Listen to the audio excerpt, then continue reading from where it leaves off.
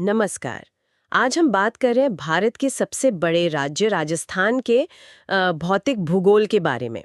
हमारे पास जो जानकारी है वो एक स्रोत राजस्थान का भौतिक भूगोल एक विहंगम दृष्टि के कुछ अंशों पर आधारित है। तो कोशिश रहेगी कि हम राजस्थान की उस भौगोलिक विविधता को समझें जो अक्सर सिर्फ रेगिस्तान की छवि के पीछे छिप जाती है। जैसा स्रोत बताते हैं, राजस्थान क्षेत्रफल में तो सबसे बड़ा है ही, करीब 3,42,000 वर्ग किलोमीटर, मतलब भारत का 10.4% हिस्सा। जी हाँ, बहुत बड़ा। और देश के उत्तर पश्चिम में है, पाकिस्तान से सीमा लगती है। और जलवायु, हाँ, शुष्क से अर्धशुष्क। चलिए इसी पर बात करते हैं। बिल्कुल। और यही जो भौगोलिक स्थिति है और जो जलवायु है, इसी ने राजस्थान को उसकी क्या कहते हैं अनूठी भू आकृतियां दी हैं। हम्म। देखिए, पहली नजर में रेगिस्तानी लगता है, पर राजस्थान का धरातल बहुत बहुत विविध है। समझने के लिए विशेषज्ञ इसे आमतौर पर 4 बड़े भौतिक विभागों में बांटते हैं। 4 विभाग। हाँ, 4। और ये चारों न सिर्फ देखने में अलग हैं, बल्कि वहां का जीवन, संसाधन, चुनौतियां, सब कुछ अलग है इनके हिसाब से। अच्छा, तो ये 4 विभाग कौन कौन से हैं और कैसे अलग हैं एक दूसरे से?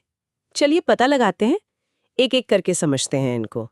शुरुआत करते हैं सबसे जाने पहचाने हिस्से से, पश्चिमी रेतीला मैदान, जिसे हम सब थार मरुस्थल भी कहते हैं। स्रोत बताते हैं कि ये राजस्थान के कुल क्षेत्रफल का लगभग 61% हिस्सा है, मतलब 2/3 से थोड़ा कम। हाँ, विशाल तो है ही, लेकिन इसमें एक दिलचस्प बात यह है कि थार मरुस्थल दुनिया के सबसे घनी आबादी वाले मरुस्थलों में गिना जाता है। सच में?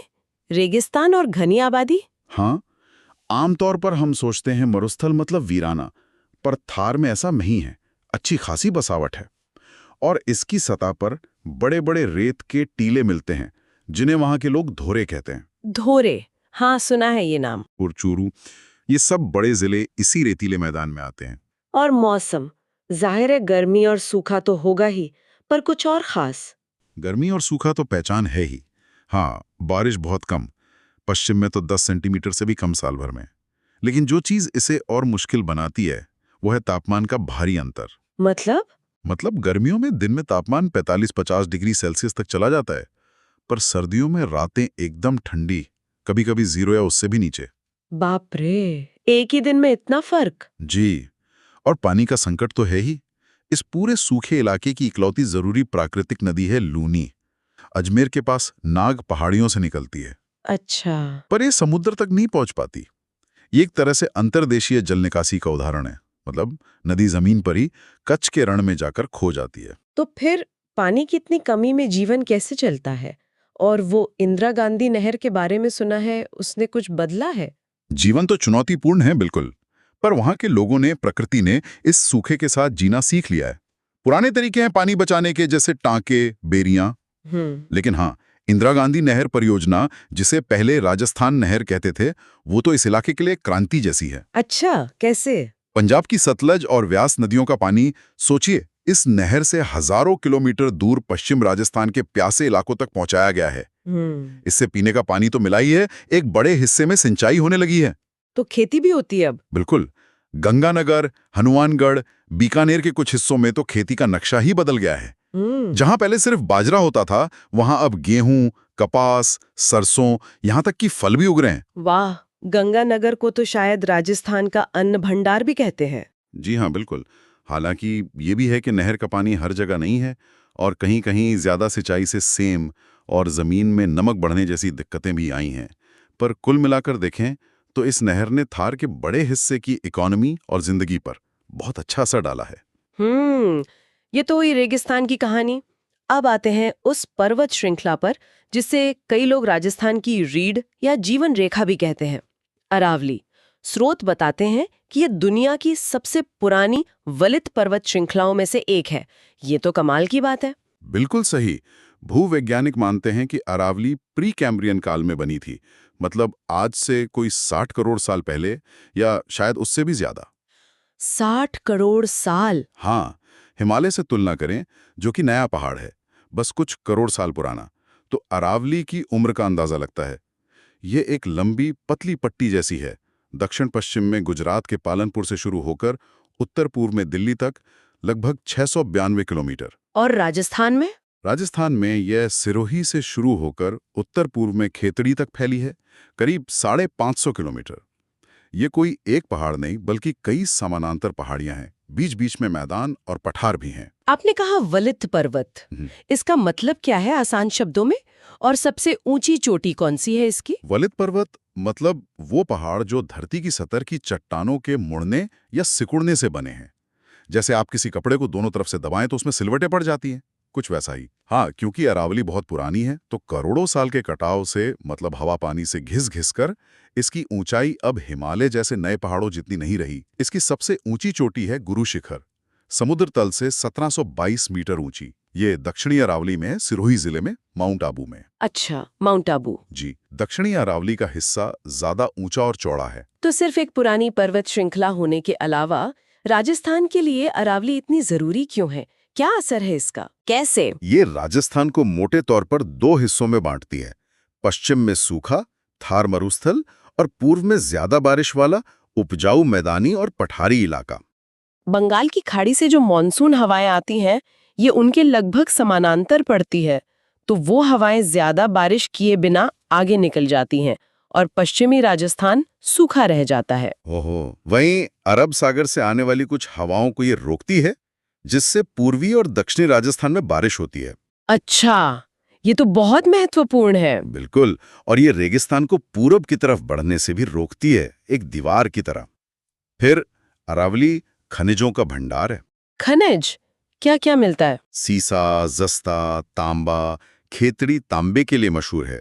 अबरख, लोहा और तरह तरह के पत्थर जैसे मकराना का सफेद संगमरमर, ग्रेनाइट, ये सब राज्य की अर्थव्यवस्था के लिए बहुत जरूरी हैं। और हाँ, बनास, लूनी, साबरमती, माही जैसी कई नदियां यहीं अरावली से निकलती हैं और ये बायोडाइवर्सिटी के लिए भी जरूरी हैं।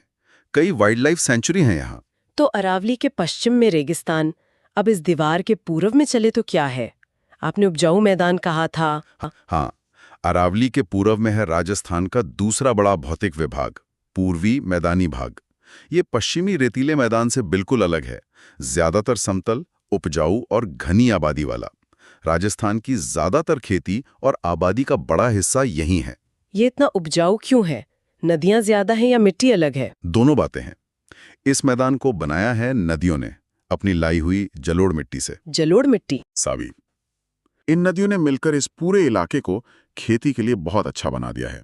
तो यहाँ फसलें भी अलग होती होंगी रेगिस्तान से? बिल्कुल, यहाँ गेहूं, जौ, चना, मक्का, बाजरा, तिलहन, खासकर सरसों जिसमें राजस्थान देश में आगे है, और दालें, ये सब खूब उगता है। सिंचाई की सुविधा भी पश्चिम से बेहतर है, कुएं, नलकूप, नहरें। और राज्य की राजधानी जयपुर, फिर अलवर, भरतपुर, दौसा, टोंक, अजमेर, सवाई माधोपुर जैसे कई बड़े शहर इसी मैदानी भाग में हैं। तो ये खेती के साथ साथ उद्योग और व्यापार के लिए भी जरूरी है। जैसे पश्चिम में धोरे हैं, क्या इस पूर्वी मैदान की भी कोई खास पहचान वाली जमीन है? हाँ है। इसके दक्षिण पूर्वी हिस्से में, खासकर चंबल नदी के किनारों पर, कोटा, सवाई माधोपुर, करौली, धौलपुर जिलों में एक बहुत अलग तरह की उबड़-खाबड़ जमीन मिलती है, जिसे बीहड़ कहते हैं। बीहड़? ये कैसे बनते हैं? ये असल में नदी के तेज बहाव और मिट्टी के बहुत ज्यादा कटाव से बनी गहरी गहरी घाटियां और खड्डे हैं। जमीन खेती लायक नहीं रहती। सदियों तक ये इलाके दुर्गम होने की वजह से असामाजिक तत्वों की शरणास्थली भी रहे हैं। अच्छा। हाँ, हालांकि अब इन बीहड़ों को सुधारने के लिए भी काम चल रहा है, पर ये पूर्वी मैदान की एक खास भौगोलिक पहचान तो है ही। ठीक है, तो हमने रेगिस्तान देख लिया, पहाड़ देख लिया, मैदान भी देख लिया। अब राजस्थान का चौथा और आखिरी मुख्य भौगोलिक विभाग कौन सा है? चौथा और आखिरी है राज्य के दक्षिण पूर्वी कोने में पठारी भाग। इसे वहां हाड़ौती का पठार भी कहते हैं। हाड़ौती का पठार? हाँ, क्योंकि पुराने जमाने में यहाँ हाड़ा चौहान राजपूतों का राज था। भौगोलिक रूप से देखें तो ये असल में मध्य भारत के मालवा पठार का ही उत्तरी हिस्सा है, और मालवा पठार खुद दक्कन के पठार का हिस्सा है। मतलब इसका संबंध दक्कन के ज्वालामुखी इतिहास से है। अच्छा, तो ये बाकी 3 हिस्सों से कैसे अलग है? इसकी क्या खासियतें हैं? ये पठारी इलाका मुख्य रूप से 2 तरह की चट्टानों से बना है। एक तो विंध्यन का गारभूमि की चट्टानें हैं, बलुआ पत्थर, चूना पत्थर, और दूसरा है दक्कन ट्रैप की बेसाल्टिक लावा चट्टानें।